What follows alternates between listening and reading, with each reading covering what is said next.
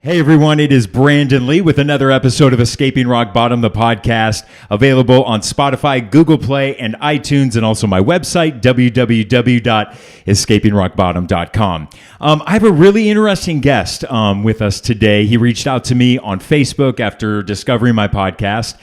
He lives up in the high country, up in Prescott Valley, and he comes from the law enforcement background.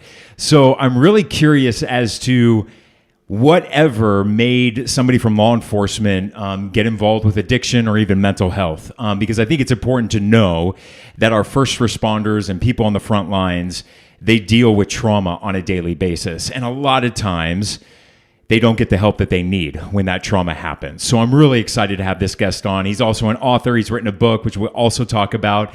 So without further ado, I'm going to bring Keith into the conversation. Keith, how's it going? Hey, Brandon. Thanks. Good.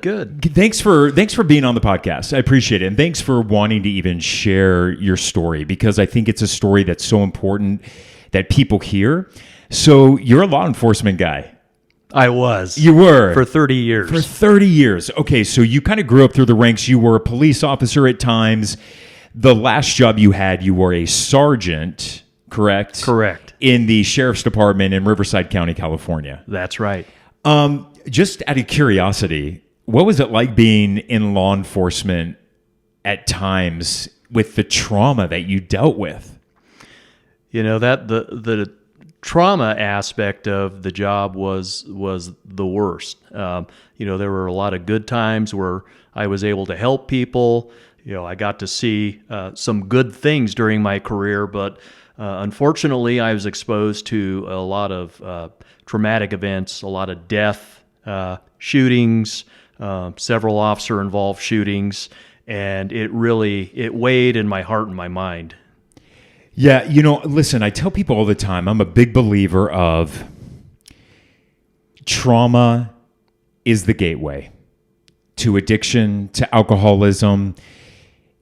I tell people all the time, for those of you who are watching, and I do this all the time on the podcast because it was really beautifully described to me, that we're all born into this world and our wires are this. That's why when we always say that, when you're born into this world, you're born perfect.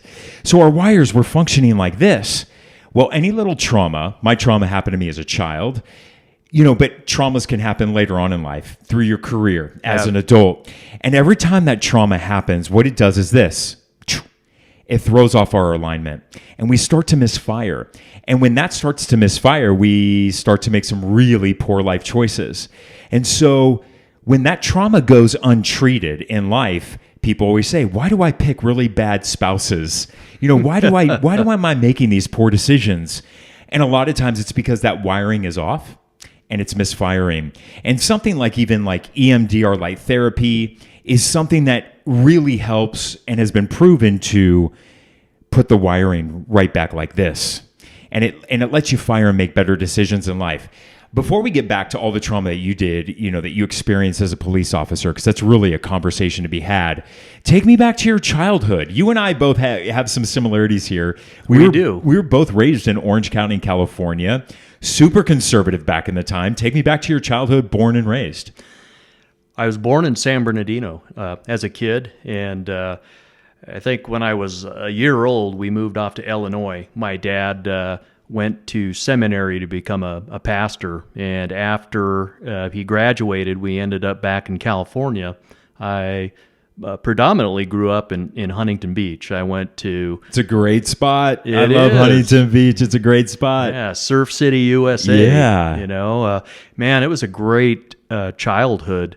In my youth, I was a skateboard kid and I learned to surf and all that and took advantage of the beach and all the opportunities there in Huntington Beach. But, I was raised in a modest, middle class family. I had two loving parents, mom and dad. They were never divorced. They were always together. So that was my life at the time. I didn't know anything about the real world other than what my parents shared with me. See, this is what I like already about your story is that you seem to have a great childhood. I did. Right? Absolutely. Parents were together. Yes. Right? Raised fairly disciplined. Oh, definitely. Yeah. Okay, so then at what point did things start to maybe go a little sideways? You know, I got into law enforcement at the ripe old age of well, really, I was 19 when I was hired as a cadet for the City of Huntington Beach Police Department. That's a paid position where, like I worked at the front desk, I worked in the traffic bureau. Kind of giving you a little taste of what it's like. Correct. Yeah. Yeah.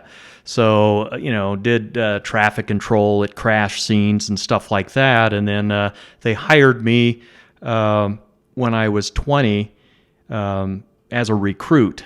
And I was slated to start the academy for the Huntington Beach Police Department, which I did. I actually turned 21 in the academy. And I was just a baby-faced kid, with my field training officer out in the field at 21 years old. And I had no life experience. I looked like I was 12. It looked like I stole my daddy's uniform and I was, driving a police car down the road. What was it about law enforcement? What was it about law enforcement that kind of drew you in, that you loved about it? My understanding of law enforcement came from watching old episodes of Adam 12 as a kid, okay? Yeah. I mean, that show, I think it came out in 68 and ended in 74 or something like that. Well, I was 9 years old by the time it ended, but, I got a taste of it by watching that show, and I thought, wow, that looks like fun. They're driving fast, chasing bad guys, and doing all of this neat stuff. They're helping people. And I guess you could say I was an adrenaline junkie even as a little kid. But I didn't know anything about the real world. I was so sheltered and naive. My dad was, a Lutheran pastor. So my experience was go to school, we'll watch a little bit of TV, do homework, go to church on Sundays. And, that was pretty much it. Okay, so where did it begin to go sideways? Did you start drinking? Did you start using drugs? Like, how did it start for you? It started in my early career. I was a social drinker when I was in my early 20s. And, on days off, sometimes I'd get lit and to excess. I drink to excess, but I wasn't drinking every day. It's just, it was kind of acceptable back then. A lot of police officers drank, and even when I was getting hired by the department, the guy that gave me the polygraph said, "Oh, if you're going to be one of us, you need to learn to drink a lot more beer." He was, making a joke, and I took him seriously. So, but the extent of my hard drinking probably began in 1997. I was a sergeant with the Butte County Sheriff's Department in Northern California by this time. I had left Southern California behind, Orange County, and went up to Northern California to raise a family with my then wife. And in 97, I was actually going through a divorce. I was in the hiring process with another agency back in Southern California because my soon-to-be ex-wife at the time moved back to Southern California with our daughters.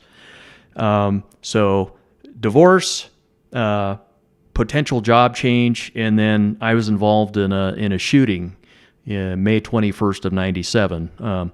A guy named Randy Jennings, he was one of my deputies. He and I got in a foot pursuit behind a church, and behind this church was a field with a bunch of dried vegetation that was like maybe 2.5 feet high. And we're running through the field after this guy who threatened to kill his wife. We had really sketchy information. Initially, they said, "Oh, he was armed," and then there's secondary info that said he wasn't armed. So we're chasing this guy. It's like 10 p.m., so it's dark, and all of a sudden I see muzzle flash. I hear rounds go past my head, and I see Randy, my friend, and my deputy go down. Randy was hit, and I dropped down and tried to take some type of concealment because the guy was shooting at me as well. It's a long story, so I'm not going to prolong it, but sadly, we weren't able to do anything for Randy. Randy was hit 5 times by the suspect's rounds, and the fatal round penetrated just above the protective Kevlar of his vest. And he was a great, great guy. And that was really my first bout after that with PTSD. I went home after the long and drawn-out interviews and all of that, and I was up for well over 24 hours. Yep. So I thought, well, I need to try to get some sleep. I'm exhausted, and as soon as my eyes closed and I started dozing off, I started hearing gunfire in my sleep. Right. And I had been shot at in of all places, Laguna Beach. Wow. In 1988. 88 or 89. Yeah. On Pacific Coast Highway. Yeah, that's my hood. Right on the 1200 block of South Pacific Coast Highway, a car drove by me and another officer, Mike It's almost Jeffries. unheard of. Yeah. And it was like a drive-by thing, but nobody was hurt, nobody was injured, But you lost a partner. This was huge. You lost a partner. This was huge. Yeah. And that's something where you can truly say that your life flashed before your eyes. Oh, definitely. I had survivor's guilt. I mean, 3 of us, we went out looking for this guy. And Randy spotted him first, and I was right behind Randy. 3 of us ran into the field, and I'm the only one who came out alive. So survivor's guilt is a very, very real thing. And what services were available for you to go talk to a therapist, talk to a mental health counselor? I'm glad you asked that, Brandon. Back then, in 97, the mentality in the police profession, because I got in 1986. I got hired as a police officer in Huntington Beach in 86. The mentality at that time, and remember, a lot of the old-timers that are training us new guys, these are Vietnam vets. These guys have seen combat action in Vietnam and everything. And a lot of those guys have untreated PTSD. They do. However, they probably put on that facade like I did. Suck it up, Buttercup. Go out there and handle your calls. It's like, this is part of the job. Deal with it. And I went for several decades with all of that being unchecked. And see, so, going back to that demonstration, I'm just going to say you were having a great life. Everything was firing pretty normally, right? We all have ups and downs, but pretty normally. Sure. All of a sudden, you're involved in a shooting. Your life flashes before your eyes. You lose a partner. Boom. It didn't take long for you to start having those nightmares or having that PTSD. You said 24 hours afterward when you were finally crashing to bed, you had that, and suddenly things start to misfire. So would you eventually reach for the bottle? I did, but I was able to control it at the time. Mm-hmm. I would still consider myself a social drinker at that time. Subsequently, I had been involved in a lot of other horrific events. And for me, things really started going south. I was shot at. I was pinned down by gunfire on an Indian reservation in Riverside County for over an hour, and been in fights and all kinds of stuff. Seen a lot of grief on scenes that I got dispatched to, but. In 2009, for me, it was a culmination of all of those things. It seemed like the past came colliding with the present. I was involved in an incident in Temecula where I was a patrol sergeant for Riverside County Sheriff's Department. I was driving through the Promenade Mall parking lot. It's a big mall in Temecula, and went into the parking structure. And I got up to the 3rd level of this parking structure, and there was a minivan parked off in the corner by itself. There weren't any other vehicles parked around it. And I was just going to drive by it, and I thought I saw movement in the van out of the corner of my eye. So I backed up, parked my car, got out, and as I approached the van, a guy appeared in the window with a pretty good-sized knife, and he had it clutched in his hand. He was waving it around at me through the window. So in my mind, I've seen all these training films and stuff, so I reverted back to those. I'm like, oh, I know what's going to happen. He's going to open the side door and come out and try to bum rush me with the knife, and then I'm probably going to have to, unfortunately, use lethal force on this guy. So I back away, I pull out my pistol, I'm yelling commands, to drop the knife, call for backup, and I see through the side window of the van, he turns to the back of the van and starts making downward stabbing motions. Unbeknownst to me, he had kidnapped his estranged fiancée. He drove her out to the desert around Palm Springs for a couple of days, and she was bound and gagged on the floor of the van. Unbeknownst to me, he was... Oh, my God. Yeah, he was stabbing her multiple times. Anyway, when the first backup deputy arrived, we broke out a window of the van to get it unlocked, to get access to the passenger compartment, and we had this guy at gunpoint, and long story short, he murdered her. He murdered her in the back of that van. And after everything was said and done, I went home and I thought to myself, if only I would have known. If only I would have known, I could have saved her. Pulling the trigger was not the issue, because I had done that before on the job. The hardest thing for me not to do was I'm thinking to myself, he's behind the glass, he's in the van, he's not a threat to me until he comes out. Right, because had you shot him while he was still in the vehicle, that would have been hard for you to prove that your life was in danger at that point. Correct. If he's still in the car and the windows are up, even though he is brandishing a knife, he's still in the car. That's right.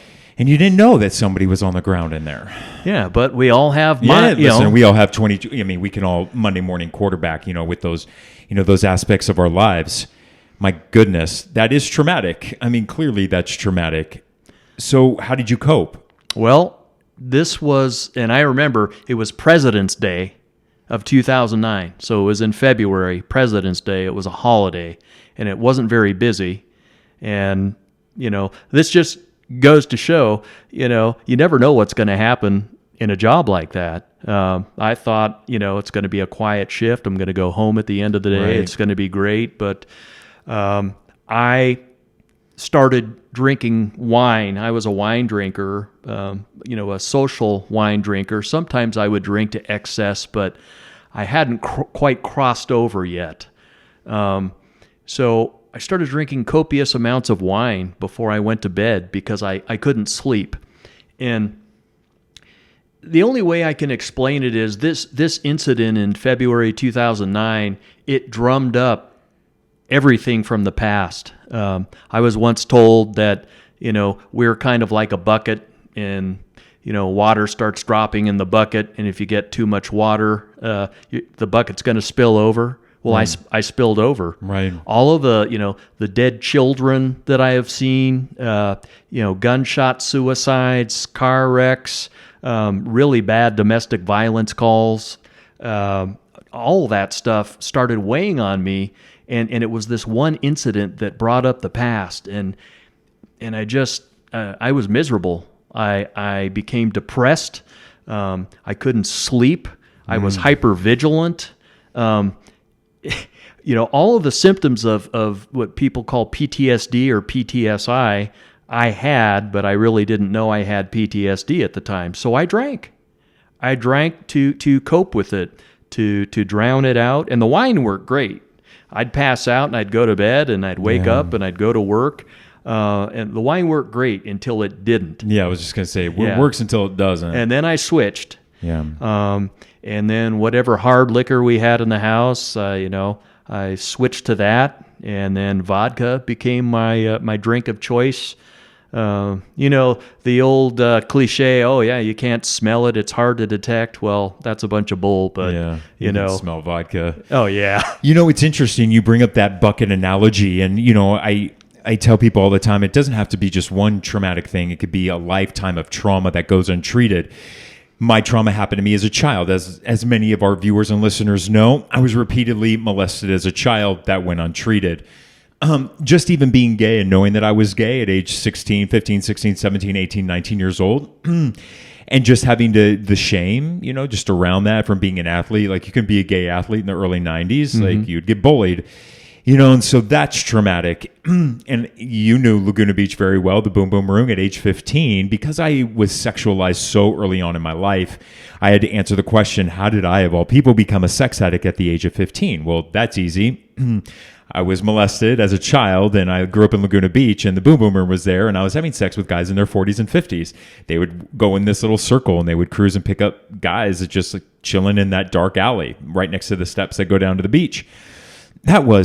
Then I moved to New York City in 1999, and I'm there on my way to work at NBC News. I was working as an associate producer at that time, or a production assistant, and is when I was on the subway and 9/11 happened, and the subway stopped, and NYPD rushed us off the subway, and we had to escape through the sewer cover holes, Oh, wow. the man covers.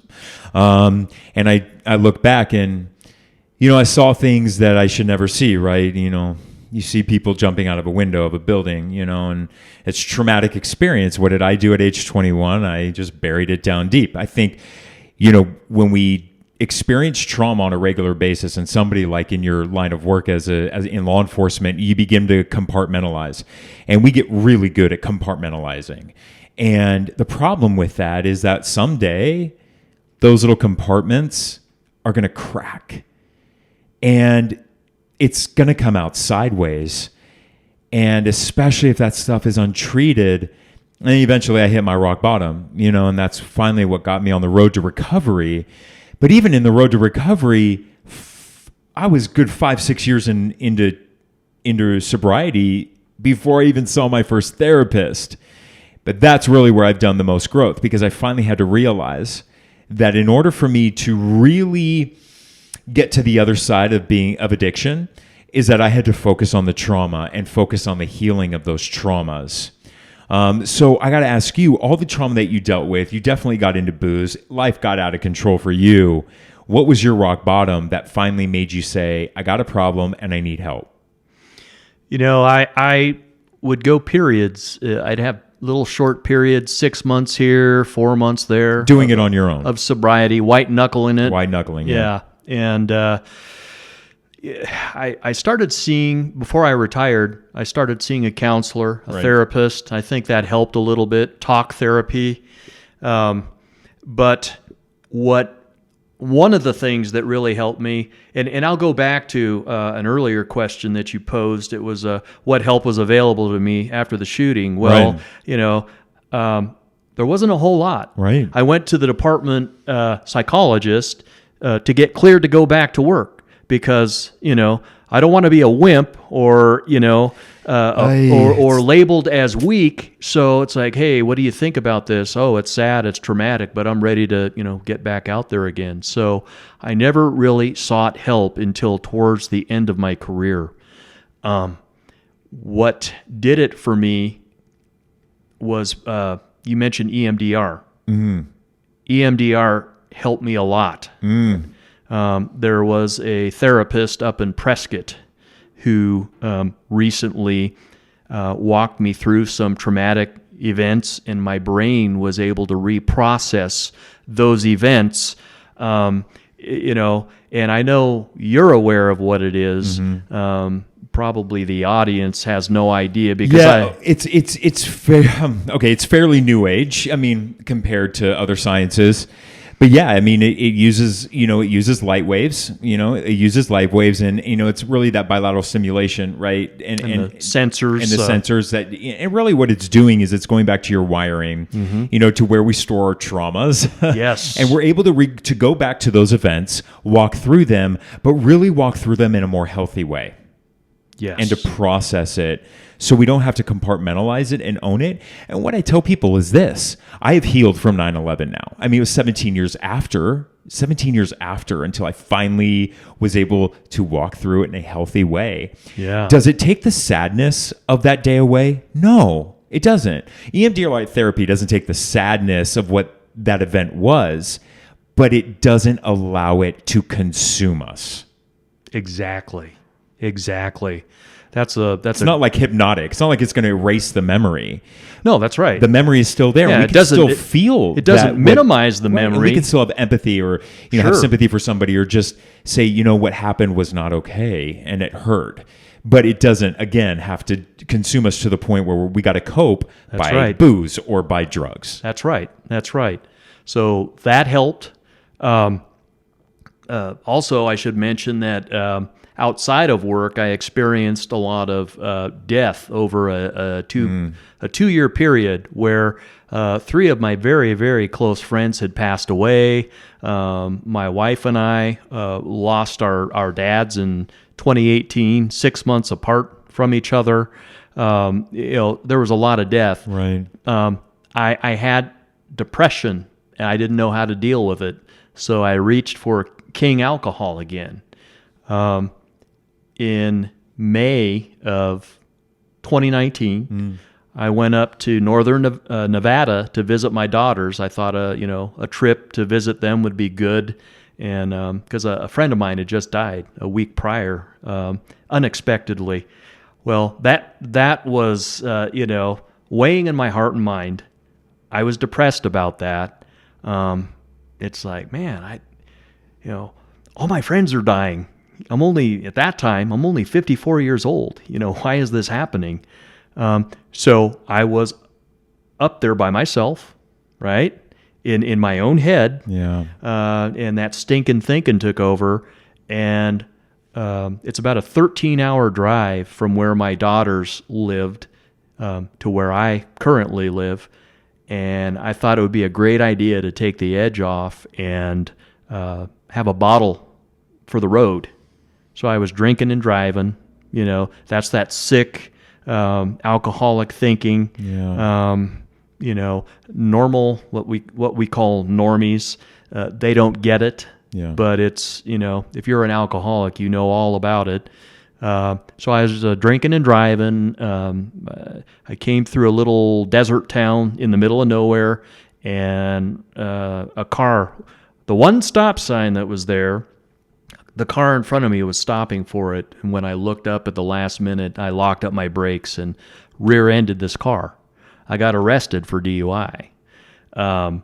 So after I was released and got home, a couple of days after that, I had a moment of clarity where this peace, this overwhelming peace, overcame my whole being. And it was like I was acutely aware of God's presence in my life. Not the fire and brimstone God that's going to send you to hell because you just rear-ended somebody and sent them to the hospital. Yeah. I had a feeling of, Keith, you messed up, but I'm going to walk you through this. I'm here with you. I'm not going to abandon you. I love you, and everything's going to be okay. And then it was the weirdest thing. All my character defects started coming to the surface in my mind. And this is after waking up out of bed. I woke up and overwhelming peace. And it's like, Keith, you're arrogant, you're egocentric, prideful, you're a liar when you drink, because I try to cover it up. We don't want people to know what we're doing. And all these things came to surface. So I went into the office turned on the computer, I started typing all of this stuff. And it was kind of therapeutic typing it, but I had like 5 pages worth of stuff. And I was like, okay, how did I get from, a 2-year-old or a 3-year-old to the place I'm in now? Mm-hmm. So I went back and started basically chronicling everything as kind of a diary, and I turned the diary into a book, and that too was therapeutic. Writing the book. Wait a second. Okay, so how much time in recovery do you have up until this point now? A little over 17 months, about 17 and a half months. Wow, 17 and a half months. And which I will show everybody. It's called From Sorrow to Amazing Grace, One Cop's Journey. And this is the book that you wrote. It is. And this has some of the writings from that moment. Yes. In time. Yes. What is life? Here's the thing. How long? Because you have 17 months. I always tell people this. It doesn't take long. Like if you're out there and you're struggling right now, what I want you to know is this. It does not take long for the miracles of sobriety to happen. It doesn't take long. It's the reason why some people said, like, Brandon, like, what's the minimum sobriety years in order for somebody to be on your podcast to talk about their experience, strength, and hope? And my answer is this: after they've seen the miracle. After you've seen the miracle, you can come on the podcast and talk about your experience, strength, and hope. I love talking about war stories because I think it's kind of fun and interesting. We can always have a good chuckle about it. But it doesn't take long. I mean, you could be in the program in sobriety, and if you're really working on it, you're working on the trauma, you're working on your therapy, EMDR light therapy, you can see results in 4 to 5 weeks. Within weeks, your body and your brain can begin that healing process. I have seen people who've seen that miracle 6 months in, and their life is already starting to come together. So I don't have a time limit on recovery time for people being in here. So as long as you're committed to a life of sobriety, and I love the fact that at 17 months, you've already experienced how great and the miracles of how great life can be. It's crazy to think it's almost time to start wrapping up, but how amazing is your life today at 17 months? I have more serenity now than I have in my entire life. I went through this legal issue with the DUI, and you would think, oh, for a police officer or retired cop, that would be the worst thing, to ever happen. And, I remained so focused and peaceful throughout the whole thing. I go to meetings. I have a home group up there in Prescott Valley 4 days a week. I have a sponsor. I do all those things. Right. I do my readings, but my life is great today. I used to be afraid, and I used to be a very angry person as well. I used to be wound up tighter than a drum, and all that's just been lifted. And it truly is a miracle. It truly is a miracle. Especially for some of us, because addicts who are listening or watching, like, you definitely know that manic in our heads. You talk about being an asshole or being just wound up super tight. Oh, yeah. Well, it's quite the profile of a police officer, to be quite honest with you. They kind of fit that mold, the majority of them. But here, again, as we begin to wrap up, if there's anybody, and I know a lot of people in law enforcement listen to this podcast, here's what I wish. I think toxic masculinity lives too much in police departments. This tough guy mentality. We need to break that. There needs to be almost mandatory counseling and mandatory, therapy sessions every time an officer is involved in these very traumatic scenes. Because I know that some officers will tell you, no, I'm cool. I'm good. I'm good. Right. But here's the thing. They're not. They may not realize it. They're not. And the problem with that is the next call that they're out. And then the next call that they're out. They're misfiring. And they can misfire. And that can lead to something really dangerous. Absolutely. But it's also why I just recently, the most recent study on domestic violence within the police department, Okay, these are officers, domestic violence, not reported, but this is Gotcha. Officers involved in their own domestic violence incidents. And the latest study, unfortunately, was done back in the 1990s, from 1990 to the year 2000. At that time, the study was done on 1,000 police officers. 40% of those officers answered that they themselves had been involved in domestic violence. Wow. At first, when I read that study, I was shocked. That's a lot. But then if you really have conversations like we're having, it's not that shocking. Officers are put on a daily basis facing life or death situations. That's the reality of it. They're facing criminals out there who are armed, who are willing to take an officer's life. That is a fact. So when they're involved in these day-to-day traumatic situations, yeah, it's not and untreated. Right. Untreated, who are they going to take it out on? They're going to go home and kick the dog. They're going to kick the dog, kick the kids, or beat the wife. We need to make sure that we are focusing on our frontline workers and giving them all the mental health and the access to mental health that they need. And if they say, no, I'm good, I don't care. It's mandatory. You're involved in an officer-involved shooting, I don't care if you say you're good. You're going to do a week of therapy. Yeah. And hopefully within 5 days of therapy, they may finally break down and share that, no, what I just dealt with was not okay. Was not okay. I think it's really important that you continue to share your story because the stories of recovery and the stories of sobriety are always so different, right? Mm-hmm. Absolutely. But we all have one thing in common is that we know that we coped with a substance. Yes. And coping with that substance leads to disaster. And I should have had multiple DUIs. I didn't, but I just got lucky. I shouldn't get caught. But my behavior was the same as yours. Sure. It was no different. So Keith's book, again, it's From Sorrow to Amazing Grace, One Cop's Journey. I love this episode because we talk about trauma. And I just want people out there to know that for most people, just going to AA meetings is not going to be enough. Sure, you may be able to stay sober, but do you want to build a beautiful life and you want to have healthy relationships? You got to focus on the trauma. And I always believe in recovery being a multi-pronged approach. So it is. If you're sitting there in the 12-step rooms and you need therapy, my God, go to therapy. Well, there's 4 steps to resiliency. I look at my recovery as a holistic approach. There's definitely the spiritual component. We know that AA is a very spiritual program. Spiritual program. So I have that. My faith in God is solid.